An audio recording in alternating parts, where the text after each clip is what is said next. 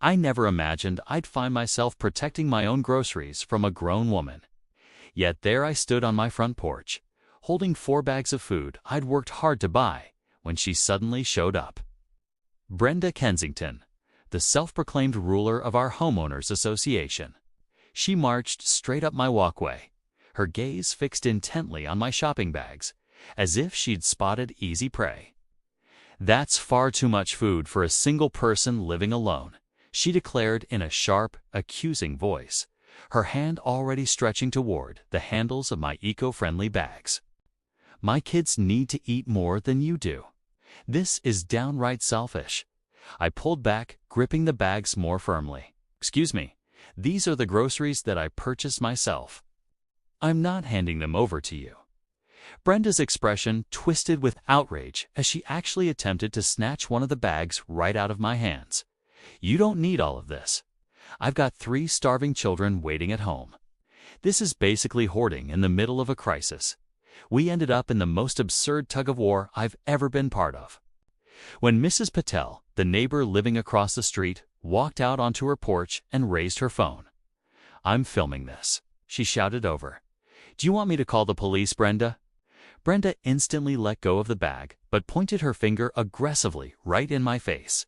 "You're going to regret this. I'm reporting you to the police myself. Hoarding supplies during a shortage violates community guidelines. You'll find out who really holds the power around here." She turned and stomped away, already yanking out her phone and acting like she was making the call. Little did I realize at the time that this ridiculous encounter was only the start of my ongoing ordeal with Brenda. I had moved into Cedar Ridge Estates roughly 8 months earlier, attracted by the neatly kept homes and the calm suburban vibe. Sure, there was a homeowners association, but I assumed that simply meant attractive landscaping and shared swimming pools. As a software developer who mostly works remotely, I generally keep to myself. The ideal neighbor. In other words, quiet, reliable, and non-invasive. For the initial few months, life was perfectly serene. I went to just one HOA meeting where I first encountered Brenda Kensington, the association's president. She wore that specific type of smile that didn't quite warm her eyes while she questioned me about my job, whether I intended to start a family in the neighborhood anytime soon, and if I fully grasped the high standards that Cedar Ridge Estates upheld. I probably should have spotted the red flags back then, but I simply nodded courteously and returned to my peaceful routine. That arrangement held up well until 3 weeks ago, when a powerful storm took out electricity throughout the area and threw supply lines into chaos. All at once, supermarkets were running on restricted inventory, and deliveries turned unreliable. That's when I began noticing Brenda paying unusually close attention to my shopping patterns. Since I work from home, I can dash out fast whenever I get alerts that nearby stores have been restocked. Living alone with a flexible schedule gave me a slight edge, although I was only purchasing what I actually required. Brenda, though, appeared to view my ordinary grocery runs as some sort of direct affront to her household. She started hanging around near my driveway on days when deliveries were arriving throughout the neighborhood. One afternoon, I spotted her rummaging through my recycling bin, likely tallying up how many boxes of pasta I'd used. "Must be great to dine so lavishly during a shortage," she commented with a mocking grin when she realized I'd seen her. "Some of us actually have families to feed, you know?" I just offered a polite smile and headed back indoors, but the situation worsened from there. She began tossing out remarks every time she saw me carrying in bags. Another lavish meal for the single guy, or stockpiling while everyone else scrambles. I tried brushing it off, hoping she'd shift her irritation elsewhere. Then arrived the text message. Somehow, she'd gotten my phone number from the neighborhood directory and fired off a lengthy, guilt-inducing note about how families in need were suffering while lone residents were overbuying. She requested that I provide a generous contribution to support households like hers, which were considered priority members of the community. I responded courteously, declining and stating that I was only getting what I needed, while recommending she reach out to local food banks if her family required help. That's when things turned hostile. She shot back a harsh message, criticizing my absence of community spirit and warning that the HOA board would address troublesome residents at the upcoming meeting. I began keeping records of everything, saving the texts and jotting down details of every encounter, just in case. My gut feeling warned me this wouldn't fade away quietly. The conflict reached its peak last Tuesday. After almost a full week of stores being emptied within hours of new stock arriving, I finally scored a solid shopping trip. Nothing extravagant, just essentials like eggs, bread, milk, chicken, plus some baby carrots and apples. I was hauling the final bags from my car when Brenda suddenly appeared at the end of my driveway, arms folded tightly and eyes squinted in suspicion. "I see you've been hoarding once more," she stated in a poisonous tone, moving closer. As the rest of us fight to put food on the table for our kids, I drew in a deep breath. "Brenda, these are just normal groceries." "I'm not hoarding," I said, trying to keep my voice level. She trailed right behind me onto the porch. "You live by yourself. You do not need all that food." My children haven't had fresh fruit in days.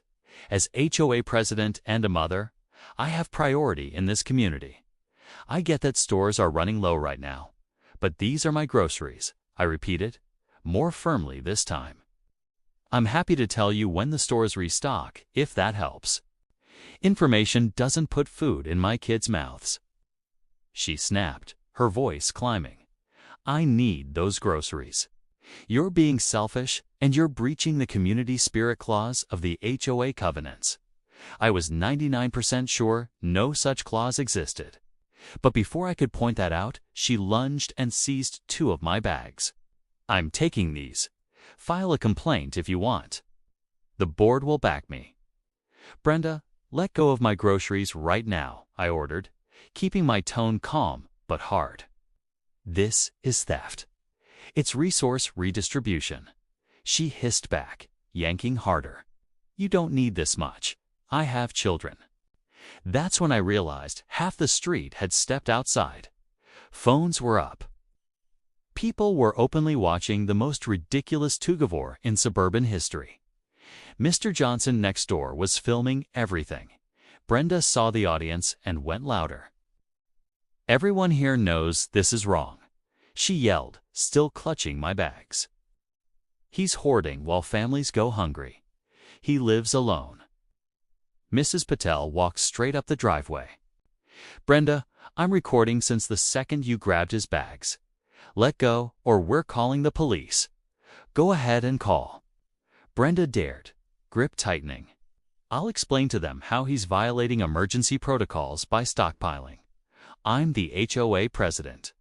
I set down the 2 bags I still controlled, pulled out my phone, and started dialing. "I'm calling 911 right now, Brenda. Last chance to drop my property and leave." Her eyes went wide with outrage. But she didn't budge. "You wouldn't dare. Everyone knows I'm just trying to feed my family." I hit call, put it on speaker, and the dispatcher picked up within seconds. Calmly, I explained that a neighbor was attempting to forcibly take my groceries and refusing to leave my property. "This is absurd." Brenda shrieked, finally releasing the bags. "I'm the one being victimized. He's the one breaking community guidelines." While I finished giving the dispatcher my address, Mr. Johnson walked over and tilted his phone toward me. Clear. Doorbell footage showed Brenda not 20 minutes earlier, trying to pop my trunk while I was returning the shopping cart. "She was going for your car before you even got out," he said quietly. My camera caught the whole thing. Brenda went ghost white. I was only checking if he needed assistance. Neighborhood watch falls under my duties as president. 2 patrol cars rolled up within minutes. The officers separated us and started taking statements. Brenda immediately launched into a passionate monologue about community welfare and how single residents were draining resources from families with children. "So you acknowledge you tried to take his property?" one officer asked. "I was reallocating to those with greater need," she insisted. "It's for the greater good. He doesn't require that quantity for one person. The officer's face stayed perfectly neutral. "Ma'am, that's not how private property laws work. You can't seize someone else's belongings, no matter your justification. But I'm the president." She protested, as though the title came with diplomatic immunity. "Presidents don't have legal authority to take personal property," he replied. "And according to this footage, you also attempted to enter his locked vehicle without permission." "I was just checking."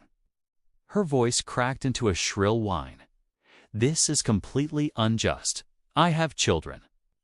The officers spoke quietly to each other for a moment, then faced her again. "Ma'am, based on the video evidence and multiple witness statements, you're under arrest for attempted theft and harassment." Her mouth actually fell open as handcuffs came out. "You cannot be serious. I'm a respected community leader. I was doing this for my family." "You have the right to remain silent," the officer began. The entire cul-de-sac watched in stunned silence as Brenda was walked to the patrol car, still ranting about bylaws and resource equity. The expression on her face when the cuffs clicked pure disbelief that her HOA crown offered zero protection was priceless.